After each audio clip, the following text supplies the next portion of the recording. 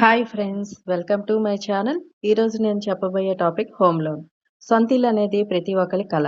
ఆ కళని నిజం చేసుకోవడానికి చాలా మంది హోమ్ లోన్ తీసుకుంటారు కదండి.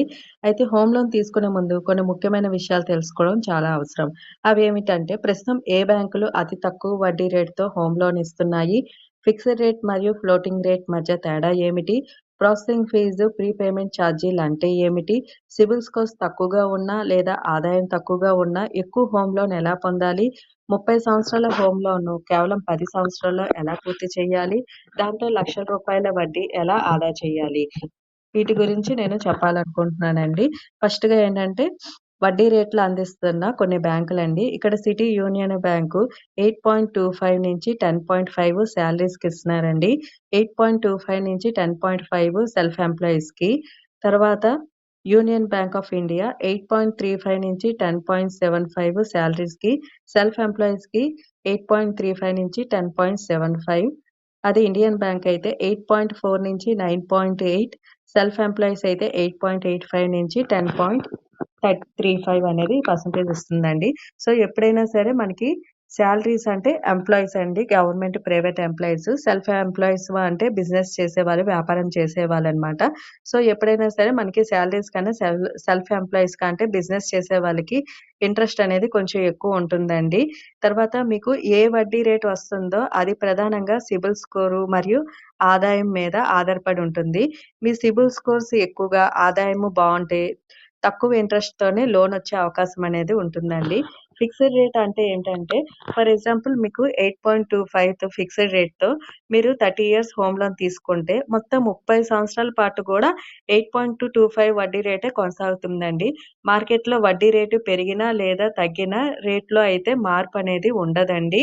అదే ఫ్లోటింగ్ రేట్ అంటే, మీరు ఫ్లోటింగ్ రేట్‌లో వడ్డీ రేట్ అనేది స్థిరంగా ఉండదు. ప్రభుత్వం తీసుకున్న నిర్ణయాలు, ఆర్‌బీఐ రెపో రేటు, ఆర్థిక పరిస్థితులు బట్టి వడ్డీ రేట్ అనేది పెరగవచ్చు లేదా తగ్గవచ్చండి. దీనివల్ల మీకు యూజెస్ ఏంటంటే, ప్రీపేమెంట్ ఛార్జీలనేవి ఉండవు. నెక్స్ట్ ప్రీ క్లోజర్ ఛార్జీలు కూడా ఉండవండి. ప్రీపేమెంట్ అంటే ఏంటంటే, ఫర్ ఎగ్జాంపుల్ మీరు హోమ్ లోన్ తీసుకున్న తర్వాత ఒక సంవత్సరం గడిచిన తర్వాత మీకు ఒక 10,00,000 అనేది అదనంగా వచ్చాయనుకుందాం. ఆ డబ్బుతో మీరు కొంత అమౌంట్ గాని లేదంటే మొత్తం గూడా లోన్‌కనేది ముందుగానే చెల్లించాలి అనుకుంటే దాన్ని ప్రీపేమెంట్ అనేది అంటారండి. దీంట్లో ఏంటంటే కొన్ని బ్యాంక్‌లోని 1% నుంచి 5% వరకు ఛార్జీలనేవి ఉండొచ్చండి. కానీ చాలామంది బ్యాంక్‌లో మాత్రం ఫ్లోటింగ్ రేట్‌కి హోమ్ లోన్‌లకి ప్రీపేమెంట్ ఛార్జీలనేవి ఉండవండి. ప్రీ క్లోజర్ అంటే ఏంటంటే, ఫర్ ఎగ్జాంపుల్ మీరు హోమ్ లోన్‌లో ఇంకా 10,00,000 మాత్రమే బాకీ ఉన్నాయి. ఆ మొత్తం ఒకేసారి చెల్లించి లోనుని పూర్తిగా ముగించేస్తే దానిని ప్రీ క్లోజర్ అంటారండి. ఫిక్స్డ్ రేట్ లోన్‌లో కొన్ని బ్యాంకులు ప్రీ క్లోజర్ ఛార్జీలు వసూలు చేస్తాయి. అయితే ఫ్లోటింగ్ రేట్ లోన్‌లో మాత్రం సాధారణంగా ఈ ఛార్జీలుండవు. ప్రాసెసింగ్ ఫీజ్ అంటే ఏంటంటే, బ్యాంకు మీ లోనును ప్రాసెస్ చేసినందుకు వసూలు చేసే ఫీజునే ప్రాసెసింగ్ ఫీజ్ అంటారండి. కొన్ని బ్యాంకులు 0% ప్రాసెసింగ్ ఫీజ్ అనేది తీసుకుంటాయి. మరికొన్ని బ్యాంకులు 1% నుంచి 5% వరకు వసూలు చేస్తాయండి. కాబట్టి మీరు తక్కువ వడ్డీతో పాటు తక్కువ ప్రాసెసింగ్ ఫీజ్ ఉన్న బ్యాంకుని ఎంచుకోవడం మంచిది. చాలామంది చేసే పెద్ద తప్పేంటంటే అండి, ముందుగానే మనం బిల్డర్ అనేదికి అడ్వాన్స్ ఇచ్చేసిన తర్వాత మనం బ్యాంక్ హోమ్ లోన్‌కనేది అప్లై చేస్తామండి బ్యాంక్‌లో హోమ్ లోన్‌కి. కానీ అలా మాత్రం ఎప్పుడు చేయకండి. ఎందుకంటే ఒకవేళ బ్యాంకు కోరినంత లోను మీరు మంజూరు చేయకపోతే మిగిలిన డబ్బు సమకూర్చడం కష్టమవుతుంది కదండీ! అప్పుడు కొన్ని సందర్భాల్లో మనకి అడ్వాన్స్ కూడా తిరిగి రాకపోవచ్చు.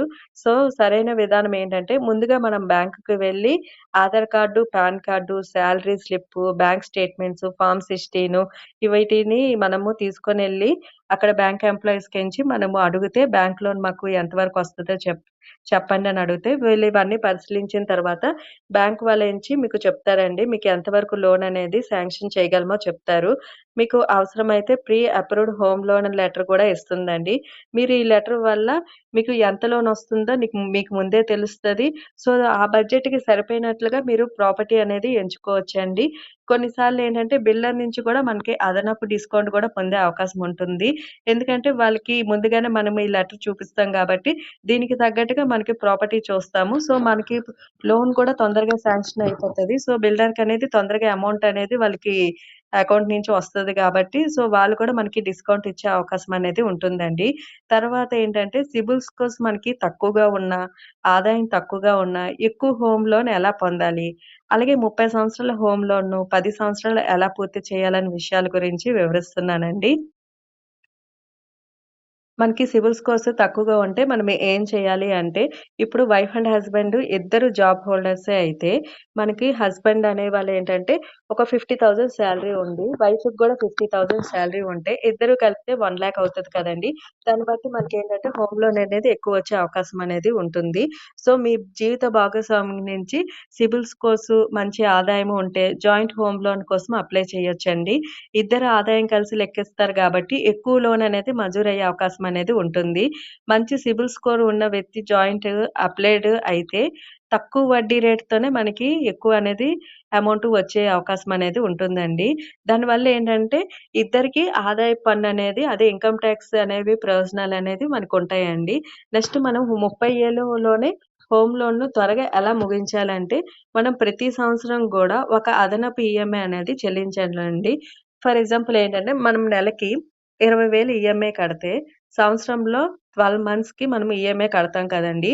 అలా కాకుండా 13 మంత్స్ మనం ఈఎంఐ అనేది చెల్లించడం వల్ల, మనకనేది లోన్ తొందరగా ఆహ్, క్లోజ్ అయిపోతదండి.